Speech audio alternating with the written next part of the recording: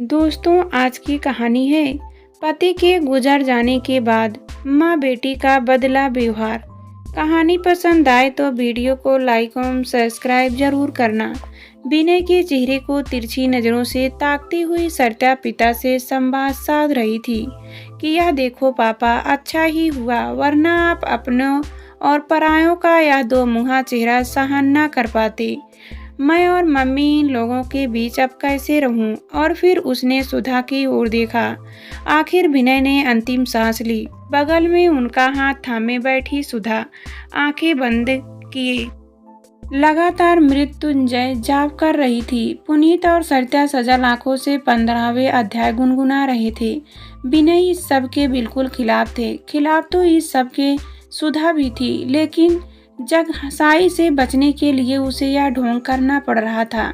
जैसा विनय का सात्विक, सत्यनिष्ठ, शांत जीवन था, वैसा ही उनकी शांत मृत्यु और वैसा ही उनका स्थित प्रज्ञ परिवार, जिसने पूरी स्वस्थता के साथ यह आघात सहने का मनोबल बना रखा था। इसके पीछे भी विनय और सुधा के ही विचार थे। दोनों ही देश के प्रतिष्ठित यूनिवर्सिटी में विज्ञान शाखा के पूर्व प्राध्यापक होने के कारण हमेशा सत्य की खोज में रत स्पष्ट वक्ता, समाज और विचार में व्यवहार के नाम पर चलने वाले दंभ के सामने विरोध कर क्रांतिकारी कदम उठाने में हमेशा आगे रहे। उनसे मिलने वाले किसी भी व्यक्ति को यही लगता था कि जीवन की सभी वास्तविकताओं और उतार चढ़ाव को तटस्थ भाव से समझने वाले और पचाने वाला यह दाम्पत्य धर्म में कम, मानवता व कर्म में ज्यादा जीता है। शायद इसीलिए विनय को अच्छा लगे उनके व्यक्तित्व पर जमे इस तरह पूरे परिवार ने मोक्ष मार्ग के प्रयाण के समय आंसू गिराए, बिना खुद को संभाला और निभाया। खबर मिलते ही संयोग संबंधी, पड़ोसी, यार दोस्त, कॉलेज के साथी जुटने लगे थे।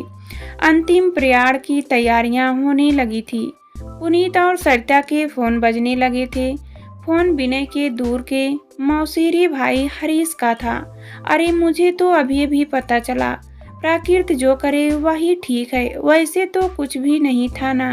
उन्हें कैसे हो गया यह? बेटा, हिम्मत से काम लेना। मैं तो बेंगलुरु से अभी पहुंच नहीं सकता, पर कोई काम हो कह देना।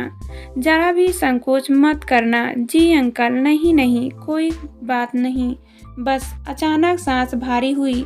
पापा की इच्छा अनुसार किसी तरह का कोई लौकिक रीति रिवाज नहीं रखा, इसलिए परेशान मत होइए। सुधा भाभी को संभालना। अब तो घर में तुम ही सबसे बड़ी हो। सरिता तो अभी छोटी है, मुझे विश्वास है तुम संभाल लोगे। बाकी और बोलो, नया क्या है? मजे में हो ना? और फोन कट गया। पुनीता एकटक फोन को ताकता रहा। नया क्या है? मजे में हो ना? नया क्या है? मजे में हो ना? कान के पर्दे पर ये शब्द गूंजते रहे। बाप को खोए अभी कुछ ही घंटे हुए हैं। उनका पार्थिव शरीर अभी सामने पड़ा है। इस हालत में भला कोई मजे में हो सकता है? यह नया कहाँ आ जाएगा? इस तरह के सवाल मन को धक्का लगा। अब पुनीत ने माँ की ओर नजर दौड़ाई। गजब स्वास्थ्य है मम्मी, लगातार गुनगुना रही है। पापा की ऊर्ध्वगत के लिए अपनी वेदना को छिपाकर तभी मिसेस तिवारी आंटी आई। स्त्री की हुई साड़ी में दोनों हाथ जोड़े। सुधा, यह क्या हो गया? मुझे तो प्रोफेसर शशांक से पता चला। अब तुम इन दोनों को देखो। इनकी हिम्मत तो तुम ही हो। अब किसी भी तरह की कोई ज़रूरत हो तो कहना। खाने की चिंता मत करना, कॉलेज की कैंटीन में खा देना। अभी कुछ दिनों तक घर में लोगों का आना जाना लगा रहेगा ना। साग सब्जी तो कुछ नहीं चाहिए। सुधा मिसेस तिवारी के चल रहे नॉन स्टॉप लेक्चर को नतमस्तक होकर सुन रही थी। देखो, चाहोगी तो यह सब तुम्हें घर बैठे मिल जाएगा। ऐसी तमाम ऐप हैं। मैं तो इस महामारी के दौर में ऑनलाइन के ही ऑर्डर करती हूँ। 3-4 घंटों में सब्जी आ जाती है। तभी बगल में बैठी तारा बुआ ने आँख पोंछते हुए धीरे से कहा, हाँ, बहुत अच्छी सर्विस है उनकी। उसमें डिस्काउंट स्कीम भी चलती रहती है। परवल और भिंडी एकदम ताज़ी और ऑर्गेनिक। मिसेस तिवारी अब बुआ की ओर घूमकर फुसफुसाती हुई बोली, उसमें आप कांटेक्ट ऐड करके फ़ायदा भी ले सकती हैं। आप अपना नंबर दीजिए, मैं आपका ऐड। वहीं पास में बैठे पुनीत और सरिता स्तंभ होकर एक दूसरे को देख रहे थे। यह स्थान और समय सचमुच साग सब्जी की ऐप के संवाद के लिए था। ऐसे मौके की तो छोड़ो, सामान्य संयोगों पर भी मम्मी इस तरह के माहौल का जोरदार बहिष्कार करती। पर इस समय ऐसे मौके पर एक सामान्य महिला की तरह चुपचाप बैठी सभी का मुंह ताक रही थी। भाई बहन कभी एक दूसरे का तो कभी माँ का तो कभी बातें करने वालों का मुंह ताक रहे थे। अभी सभी थोड़ा सामान्य हुए थे कि रविंद्र ताऊ पुनीत के पास आकर बोले, ए पुनीत, विनय भैया का एक कुर्ता पैजामा दो। जल्दी जल्दी मैंने तालियां तो ले लिया, पर शमशान से लौटकर नहाने के बाद बदलने के लिए कपड़े साथ लाना भूल गया। और अब तो विनय भैया के कपड़े की ज़रूरत ही क्या है। अरे हाँ, पिछले महीने फैशन वेयर में उन्होंने जो कुर्ता पैजामा खरीदा था उसे ही ले आना। रविंद्र विनय के सगे भाई थे। पुनीत ने झटके से रविंद्र की ओर देखा। बड़े बुजुर्ग हैं, इसलिए लिहाज करने के अलावा और क्या विकल्प हो सकता था। बड़ी बुआ कनक दो चार अन्य बुजुर्ग महिलाओं के बीच बैठी सुधा से फरमा रही थी, ऐसे में तुम्हें रहने में अकेलापन लगेगा। कहो तो मैं एक आध महीने रुक जाऊं। वैसे भी हमें क्या काम है, मंदिर में बैठी रहूं या तुम्हारे घर में, क्या फर्क पड़ता है।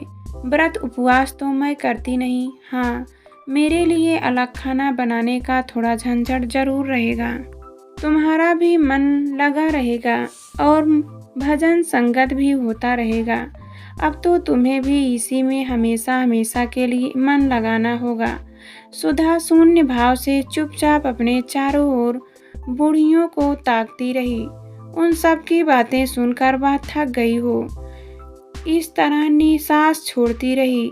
उसी समय कोने में दीवार से टेक लगाए बैठे मनोज मोबाइल पर जोर जोर से बातें करते हुए आगे खिसके। हाँ हाँ, सुनाई दे रहा है। वहाँ तो इस समय देर रात होगी। ले बात कर पुनीत से। इसके बाद पुनीत को फोन पकड़ाते हुए कहा, ले बात कर, दीपक है इस टाइप पर, तेरे लिए ही जाग रहा है। फर्ज निभाने में मेरा दीपक जरा भी पीछे नहीं रहता। बहुत व्यवहारिक है, ले जरा बात कर ले और थोड़ा अंतिम दर्शन भी करा देना। मोबाइल की स्क्रीन विनय मौसानी की और घुमा देना। हमारे दीपक को परिवार से बहुत लगाव है। इतना कहकर मनोज ने गर्व भरी नज़रों से वहां बैठे लोगों की ओर देखा। पुनीत को एकाएक झिझक सी हुई। जबरदस्ती हाथ में पकड़ाए गए मोबाइल को लेकर वह दूसरे कमरे में चला गया। बात करके वह वापस आया तो अंतिम यात्रा के लिए मनोच्चार और विधि हो रही थी। विनय के पार्थिव शरीर को फूलों से सजाए जा रहा था।